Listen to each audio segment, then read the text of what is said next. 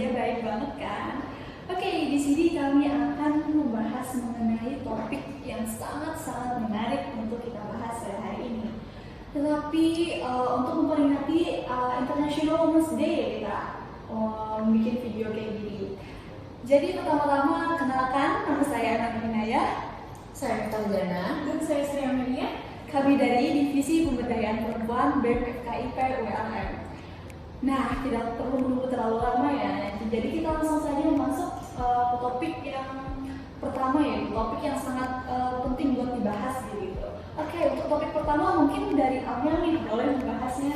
Oke, jadi di sini topik pertama itu gambaran umum nih mengenai kesetaraan gender. Kesetaraan gender ini merupakan kondisi laki-laki dan perempuan untuk memperoleh kesempatan serta hak yang sama sebagai manusia tanpa dibedakan nih antara laki-laki dan perempuan. Mereka ini mampu berperan aktif dalam berbagai kegiatan antara laki-laki dan perempuan tanpa membedakannya.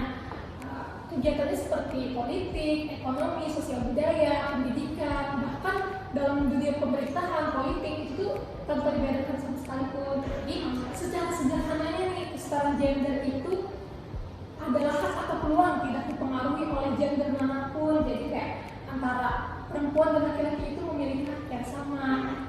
Jadi nih menurut Kak Emma sendiri, apa sih kesetaraan gender itu Kak? Dari penjelasan Amel tadi ya mengenai gambaran umum kesetaraan gender, menurut aku nih, aku pernah juga baca di suatu situs gitu membahas mengenai kesetaraan gender. Kesetaraan gender itu mengacu kepada persamaan hak, kewajiban, dan tanggung jawab antara laki-laki dan perempuan. Jadi mereka itu tidak perlu melakukan perbedaan antara hak dan kewajiban dan tanggung jawab itu melalui dipandang antara gender gitu. Jadi mereka itu mempunyai kesamaan, kesetaraan antara hak, kewajiban, dan juga tanggung jawab. Nah itu sih menurut aku. Nah, benar sekali tuh apa kata Kak Emma. Jadi menurut Kak Mita sekarang apa sih gambaran umum mengenai kesetaraan gender itu? Ya, kalau menurut aku sih kesetaraan gender itu berarti bahwa kepentingan, kebutuhan, dan prioritas perempuan dan laki-laki dipertimbangkan.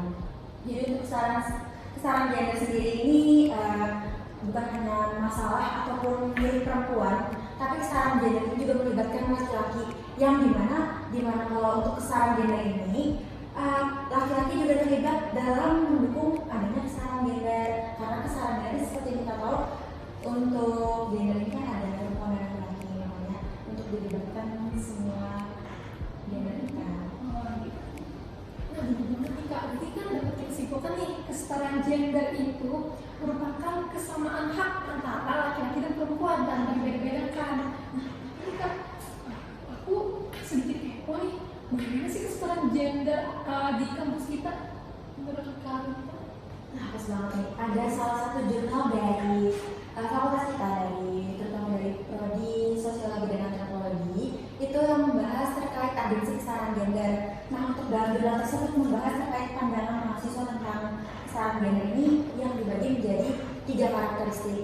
Nah, untuk karakteristik yang pertama itu pandangan mahasiswa berpendapat bahwa kesetaraan gender itu adalah kesamaan posisi, kedudukan, derajat, hak antara laki-laki dan perempuan. Nah, terus untuk karakteristik yang kedua, ada juga pandangan mahasiswa yang percaya bahwa sebenarnya tidak ada perbedaan antara laki-laki dan perempuan. Oleh karena itu, maka perbedaan dan konstruksi sosial antara laki-laki dan perempuan itu keduanya harus dihapuskan. Terus untuk karakteristik yang ketiga, itu pandangan mahasiswa yang tidak menyetujui kesetaraan gender. Untuk pandangan tersebut berasal dari kenyataan bahwa mahasiswa memang tidak perlu adanya kesetaraan gender karena peran dan posisi masing-masing individu tidaklah sama.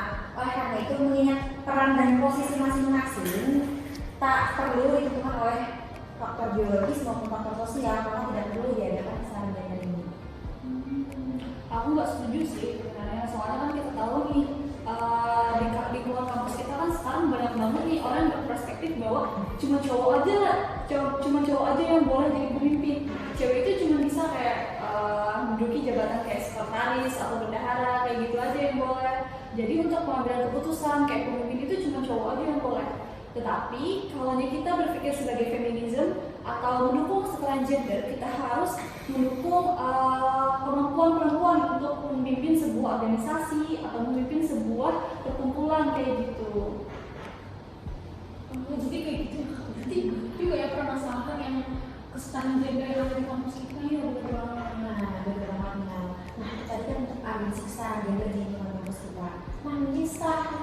kampus ini kita bakal lulus kan nih masuk ke dunia kerja. Mungkin ada yang tahu gimana untuk kesetaraan gender di dunia kerja? Nah, pas banget nih kita mau membahas mengenai kesetaraan gender di lingkungan kerja ya.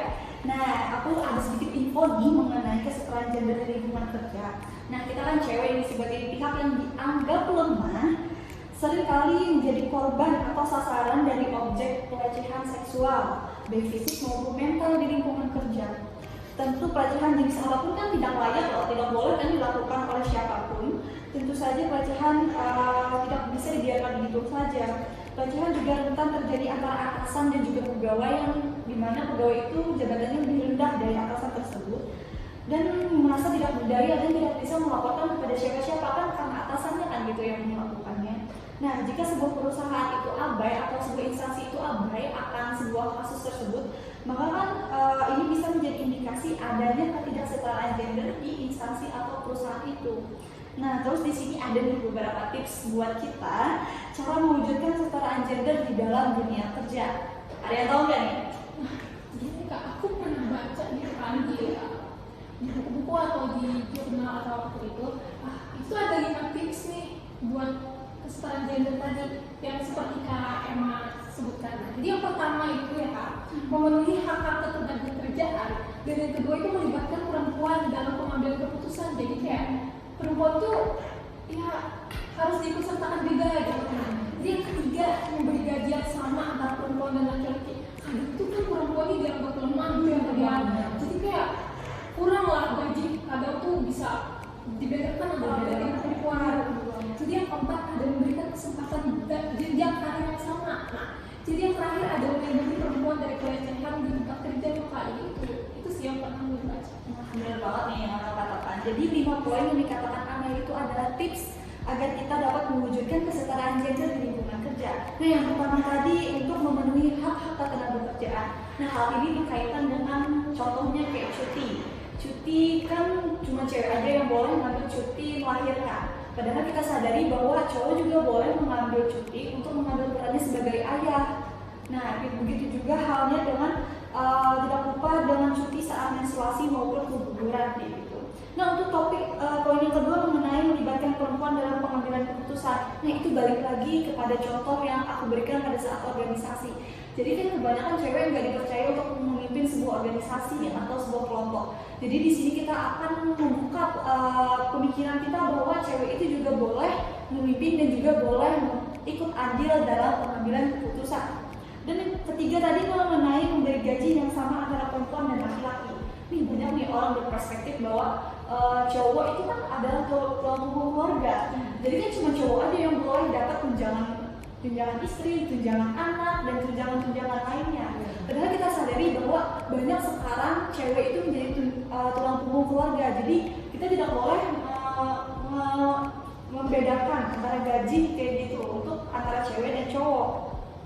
Yang keempat tadi mengenai memberikan kesempatan jenjang karir yang sama. Nah, itu berkaitan mengenai peluang pekerjaan dan juga peluang pendidikan. Banyak orang mengatakan bahwa cuma cowok aja yang boleh punya pendidikan tinggi. Cewek itu cuma boleh jadi RT atau pengurus rumah tangga kan gitu. Begitu banget. Apalagi di desa atau di kampung-kampung banyak orang yang memikirkan seperti itu. Padahal kita sadari bahwa cewek yang punya pendidikan atau punya pekerjaan yang baik itu akan memberikan sebuah dampak yang baik juga untuk keluarga. Benar kan? Benar banget. Nah, untuk yang kelima tadi melindungi perempuan dari pelecehan di tempat kerja. Nah, itu tidak cuma cewek aja loh yang melindungi sesama cewek, tapi cowok juga harus ikut andil loh untuk melindungi cewek-cewek dari pelecehan seksual agar tidak terjadi pelecehan di tempat kerja tersebut. Nah, gimana teman-teman, paham gak nih mengenai kesetaraan gender di lingkungan kampus, ya, di lingkungan kerja dan juga gambarannya? Gimana nih paham sih? Kayaknya udah banyak banget informasi ya, dari jurnal, dari artikel. Iya, banyak banget nih yang kami sebutkan informasinya. Gimana teman-teman penonton, apakah sudah dapat membuka pikirannya mengenai kesetaraan gender? Nah, tentu sudah kan? Oke, ya. Pastinya dong, kan udah dibahas. Banyak nih kita bahas.